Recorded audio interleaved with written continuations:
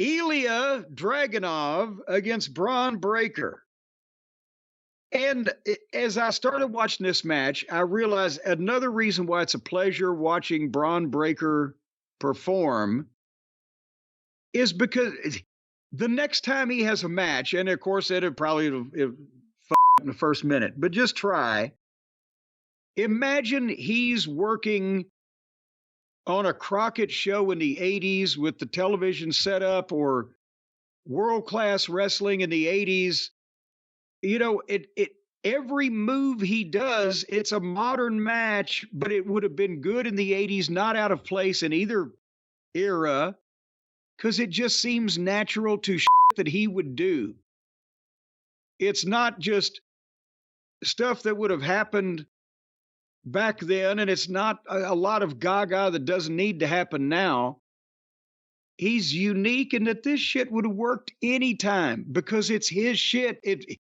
It's reminiscent of Bo Steiner's, but do you see am I making the point I'm trying to make? I think so. I think you've made it a few times. Well, then I'm repeating myself is what you're saying. Ilia does a lot of stuff that has been popularized in the modern era of wrestling over the last several years, but Braun shit would work anywhere at any time. And it doesn't date itself. Just every once in a while they get together as friends. The one thing I wish Ilia wouldn't spin so much when he's doing the swinging, turning, kicking. Fuck, it makes me dizzy. I really didn't make notes on this match because I just enjoyed watching it. Ilia, again, underdog, sells like crazy. He's got the over-the-top facials. He's a nut. We love him for it. He's this generation's Roughhouse Fargo. That's what he is. And finally, they're down on the floor, and Braun Breaker just picks a fucking giant announce desk chair up and fucking flings it at him. Boom, DQ. And then gets back on him, and he's getting heat on him, but here comes Sammy with the agents and the referees trying to hold him back, and Sammy makes a comeback and clotheslines him over the top. But he pulls Sammy out and throws him in the post and chucks him over the desk, and Ilia's back up and gets on Braun, and Braun throws him over the fucking desk. And everybody's trying to calm me. This is great. Is this a record for number of weeks in a row that a guy has been in an actual goddamn wrestling angle on this television program and I don't know how long? You know, I don't want to say that because I think it's been a lot of guys since Triple H took over. They have multi-week angles, even if it's not the big one that everything is going to be focused on.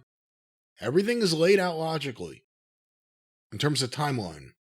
But it's just wrestling angles. It's just simple stuff that you can understand that has been done before in many times, many ways, but you put different people and a different twist on something in a different place and it becomes new. That's what I'm saying. These work as wrestling angles.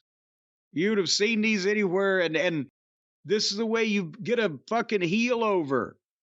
And this is the way you get heat on an issue between, again, three people. Because Sammy is higher on the food chain or on the pecker order than Ilia is. Ilia's new, but he's kind of I can see them having an alliance where Sammy's the wizened old underdog and Ilia is the eager young underdog. And they're both perfect for Braun to beat up because he looks big. If he was beating up Bronson Reed, it would no. So very good, very good. Hold on here 1 second. Well, there we go. And we just saw them a few weeks ago, so. Sounds like a future Farmer Association speech. But anyway, so that's what's going on there. And then the rest of the program, there was a long girls 6-man tag team match. Did you see any of that? I don't remember a second of it, so I don't think so. 16? Okay. There were 16 different women in the match? No, I I said don't think I saw it. a girls' 6-man tag team match. Oh. Well, it's not 6-man tag if it's women. Well, yeah, I mentioned they were in it. Yeah, I didn't see it. Yeah, well, they're good. So anyway, then the main event. Oh, no. I'm hoping they come get me. Come get me, zombies, please. Well, they're not going to do that. They feed on brains. Hey.